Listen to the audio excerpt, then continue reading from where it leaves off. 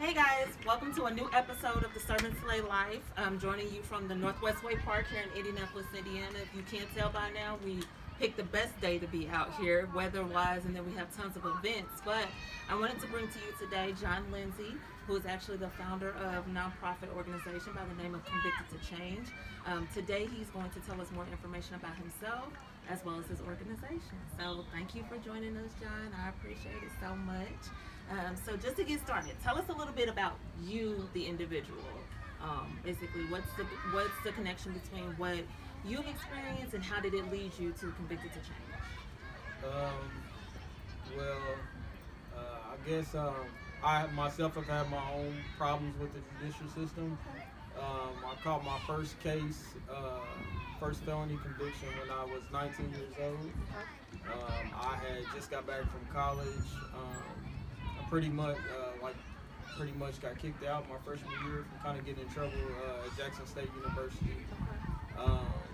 So I come from a two-parent home, had a lot of family support, but still found myself getting in trouble. And then, like I said, I caught my first case when I was 19, and basically I've never been to prison, but basically from having a felony conviction and still trying to get a good job, still having coming from a good background, graduating with a high school diploma, knowing how to fill out an application, knowing how to make an actual good-looking resume, but I still had problems with getting a job. It's like that felony was the only thing that was stopping me. So I worked different jobs. I worked jobs like Goodwill, wasn't paying a lot of money, only part-time. Then I landed a job as a temporary employee for Ray's Trash. I was only making like $8.25 an hour, and I was on house arrest at the time. So it was pretty much like a constant battle, a constant struggle on, I think at that time, and I might have been, this is a few years into my sentence, but I was trying to figure out, I want to have kids one day, I want to have a wife one day, I want to build a house one day, and how could I do that while still having kind of these burdens in front of me and, grind my way up to a better income and a better career. Absolutely. When I was on house arrest, it was either keep working this job. I think my sister, she recommended I go to barbering school. Okay. So it was like either barbering school or get into the trucking career and get in my CDLs. Okay. So it was kind of like my two big things, and I'm not big on barbering. Didn't really want to get into that. So I studied for my CDL permit at home. Okay. Highlighted everything, studied hard for 2 weeks, and I passed on my first try. Awesome. And then the very next day when I went to work, literally when I showed my boss my permit, he hired me, he promoted me. I went from $8.25 an hour to $14.50 an hour. Okay. Became a company driver, got the uniform. It was like, overnight step up from where I was at. And then I began to learn how to drive the trucks, and later on get my CDL licensing all together. It took me like 2 months of training, and then, like I said, pass that test on the first try. And mind you, that's not what, I can say that because I did it, but, even if you don't pass on your first try, that's not, anything to be ashamed about. It's the fact that you get it. So basically, as I used to begin to work my way up from, working that job at Ray's, and I went over to the city, DPW, and I got a $6 raise from going to the city, DPW. At this point, I'm at $21 an hour. And it's not so much about how much I was making, but it was the growth that I began to see myself. After I made that transition, I modified off of house arrest because of good behavior. And it was just a transition. I was transitioning into a better position with the judicial system. Went from house arrest to probation. I got a higher paying job. When I got to the city, DPW, I had my class B CDLs, but they had a program where they helped you get your class A, and I always wanted to be able to have a better income or better opportunity, so I went through their program to get my class A's, just to have that in my back pocket. If I ever wanted to drive a semi, ever wanted to learn more, I put that in my back pocket.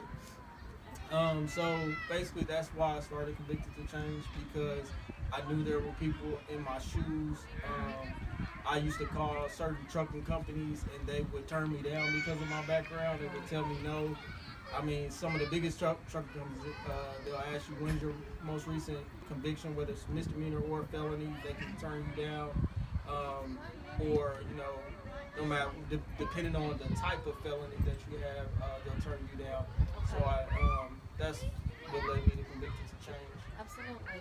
So then let me ask you this. You mentioned the Class A and Class B. What is the differences between the two of those? If someone that's in a similar position as you were saying, hey, I want to go after getting my Class A or B, what's the difference in the levels? In the levels, B is what I was driving. It's trash trucks. B is also school buses.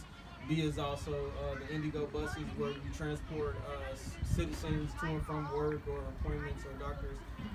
So those are kind of, I guess you could say, smaller vehicles. And then the Class A allows you to drive semi-trucks, 16 wheels and above. Okay. So then you mentioned how your past actually delved into you coming up with or creating Convicted2Change. So how do you use that message now? I know last weekend you had the first annual Stop the Violence Water Extravaganza, which was amazing event. Like, I cannot stop speaking about this event.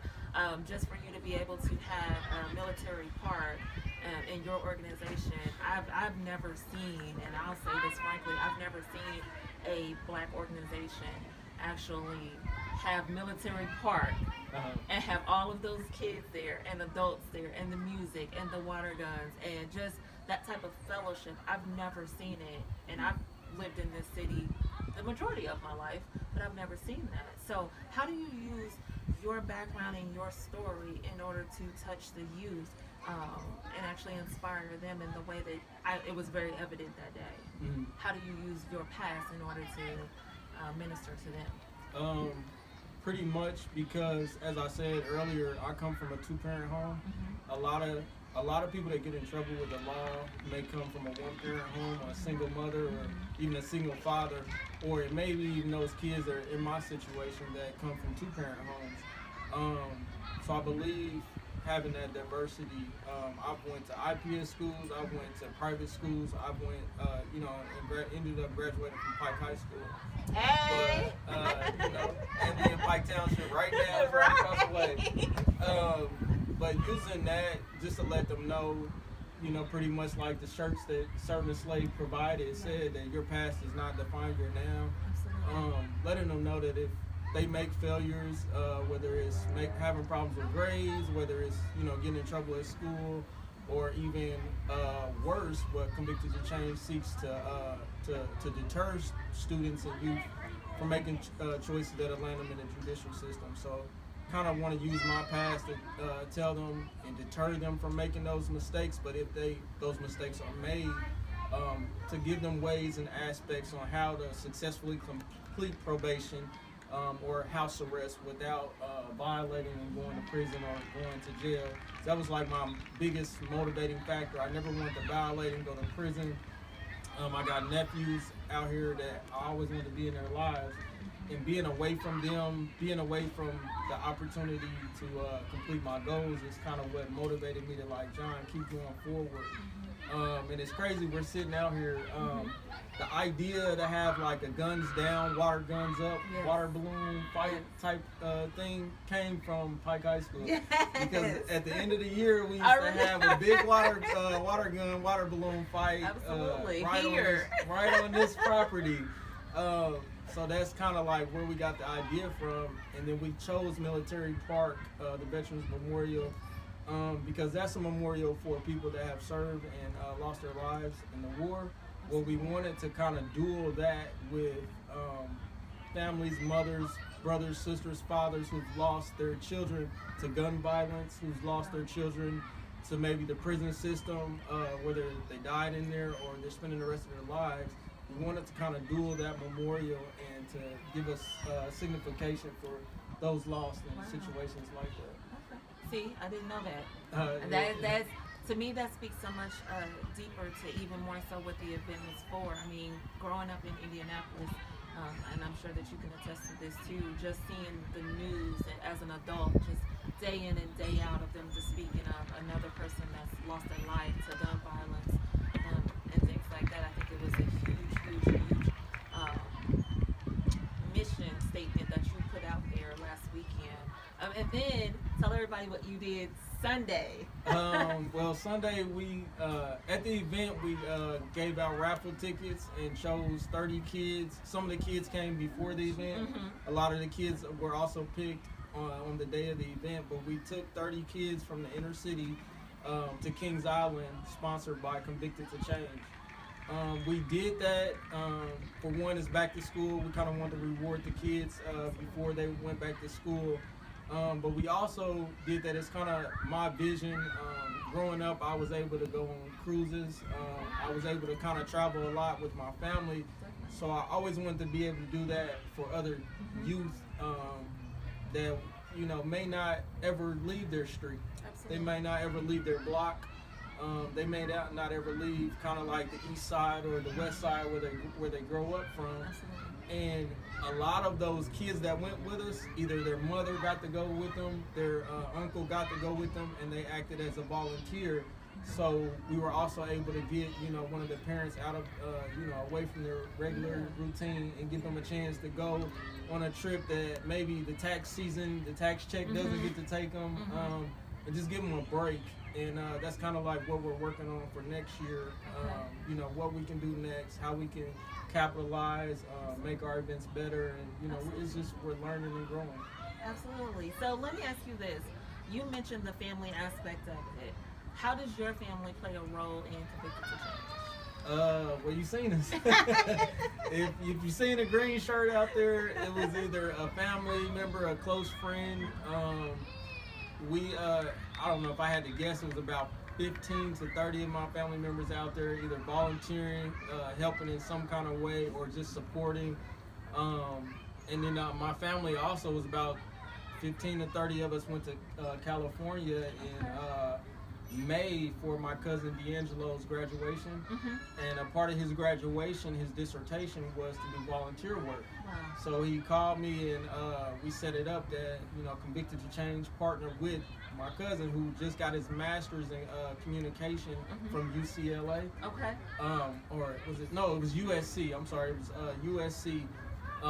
But we took food, hygiene packs, and safety kits to Skid Row in California, and we also did it out there.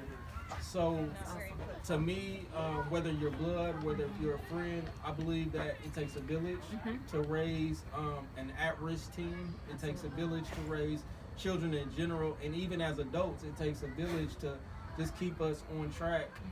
My family has helped me stay on track as a youngin', as a teen, as a young man, and as an adult. They've helped me keep mentally, whether it's when I was locked up, if it was letters or 2-minute phone calls, them answering a free call, or sending some kind of hygiene pack.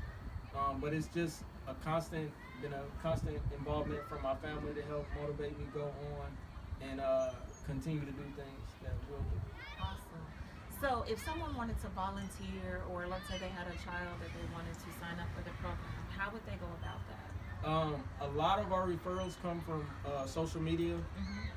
We're actually working mission, so y'all pray for Convicted2Change. 3 grants are currently submitted.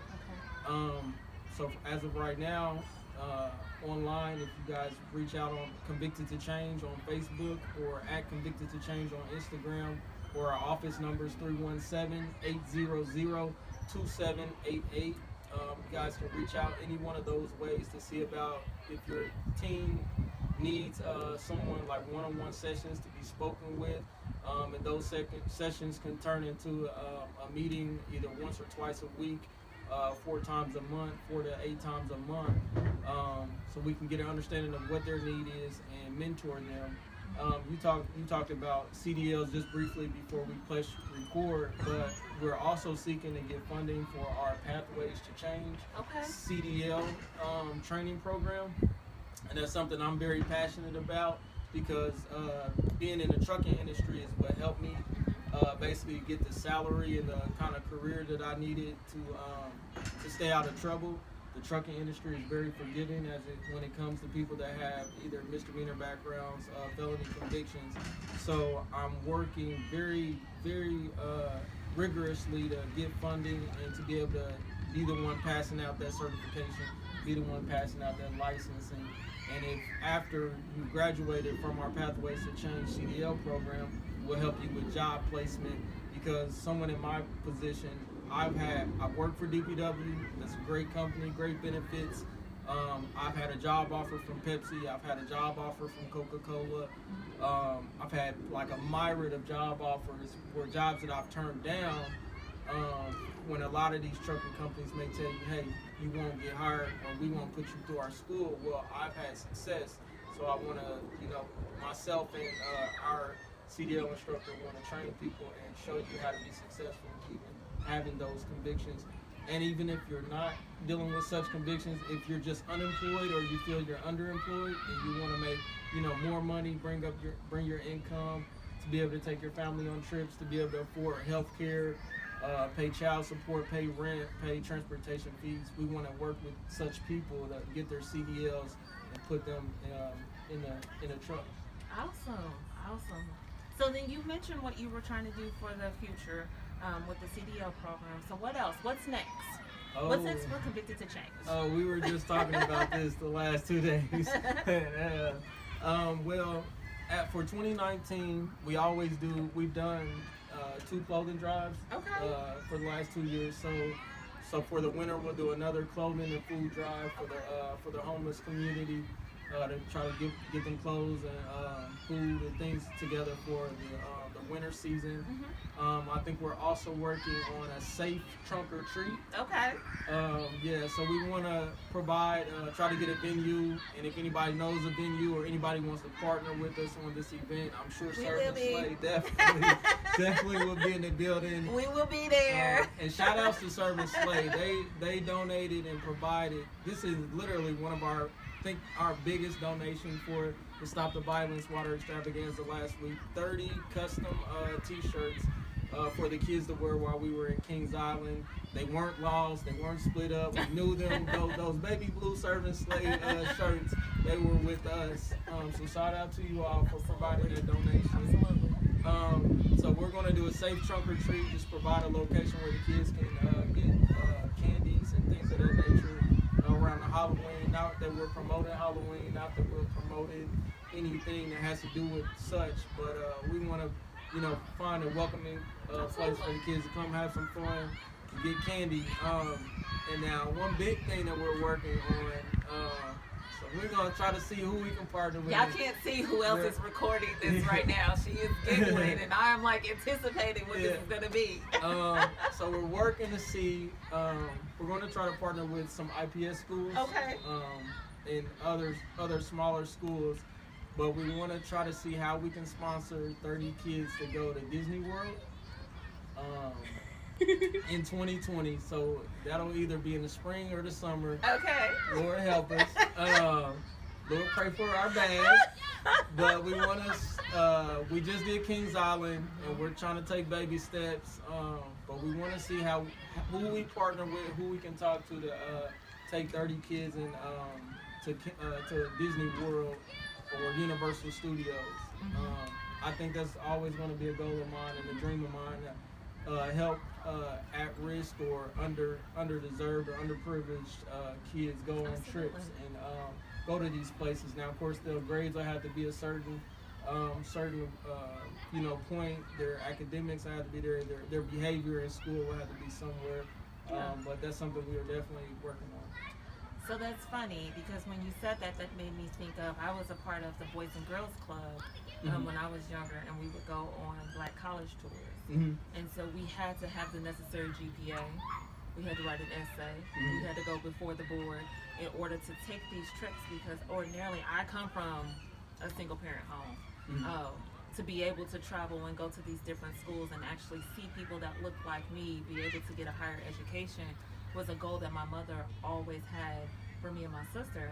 So for you to be able to even bigger than that, because not everybody can do Disney World. I know for a fact right now I can't do Disney World, but everyone can't do those types of trips and things like that. So for your organization to try to find a way to get some of these youth and children out of Indianapolis onto a bigger, better thing they may not have never seen, truly commends and speaks to what your organization is about. So that's dope.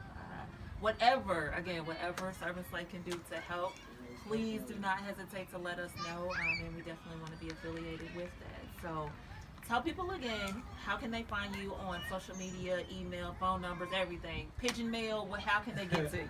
Our Facebook, if you go on the Facebook and search Convicted, the number 2 change. Yeah, we said it, the number 2 change. Instagram is the same thing, at Convicted, the number 2 change. Our email is Convicted2Change 16 at gmail.com. Once again, that's Convicted2Change 16 at gmail.com. And the office number is 317-800-2788. All of those lines are actively open. I don't know how many emails have been sent back and forth. And if Crystal emails me at 11, I'm emailing her at 11:05. Right back. Probably 2 to her 1. Just clarify on what I said before. Yes. Get it right. But definitely reach us. And please reach out to Servant Slave. Support their business, their initiative. Literally.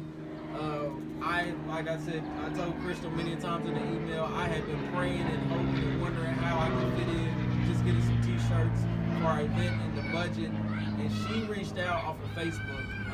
I think you said you seen a post or something. I saw the post. Yep, she's seen a post about our event and wanted to make that donation. So please pour into Servant Slave. I love what they're doing. I love that they want to make themselves available. They just had a back-to-school drive. We did. We just completed 13 backpack donations full of supplies to 13 children between Indianapolis and Louisville. We just finished that. So very much so, just like what Jon is doing, we're looking to how can we continue this momentum. And so you guys know, you'll hear more about our mission statement as it becomes more developed. So yeah, definitely this is a partnership that's going to continue. Jon, you know that if you ever need anything, please don't hesitate to contact me and my team, and we'll definitely reach out to you with any of the events that we have going on. So before we conclude, I did get the okay from my VP that we wanted to give you actually one of our teas. It is a Service Slave tea, Forever Bae, Black and Educated. So definitely want to present this to you. Definitely as a gift from us to you. With all the things, the initiatives that you and your team are doing, I mean, you guys are going to have nothing but success going forward. So if you guys have any other questions or concerns, please hit up Jon and his team so that you guys can do that. Oh, also, how do they get in touch with you for donations if they want to make a donation? If you want to, same social medias for donations. For PayPal, it's Convicted2Change 16 at Gmail. I don't know what the Cash App is, but if you guys the Cash App is Convicted2Change. Yeah, it's Convicted2Change, same thing. I think it's C2 is the $ C2C Indy. That's what it is exactly. $ C2C Indy. And the website should be up this week, and it'll have a donation button on there if you guys want to make donations. If you guys want to reach out and volunteer, definitely let us know. And the Cruise Car Wash. Oh, yes. Right now we're selling, we have a partnership with Crew Car Wash. We're selling $10 and $20 washes. That's a regular wash and an ultimate wash. These tickets are redeemable in Marion County, Hamilton County, Gary, Indiana, everything, Maryville, Indiana. There's surrounding counties in Indianapolis, but you can buy those. You can reach out, or you can go online to Crew Car Wash. Use promo code 52391.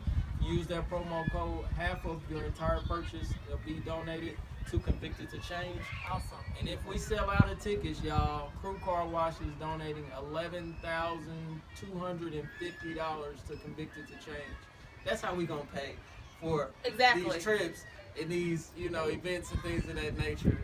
So please partner with us, and we appreciate you. Absolutely. I know there's a lot of dusty cars out in Indianapolis that needs a wash. And then if you know some people that'll be in Indianapolis, please purchase 2 of them. One for you, one for your friend, one for your mama, one from your daddy, and make sure that you support this organization. So with that being said, this has been the Service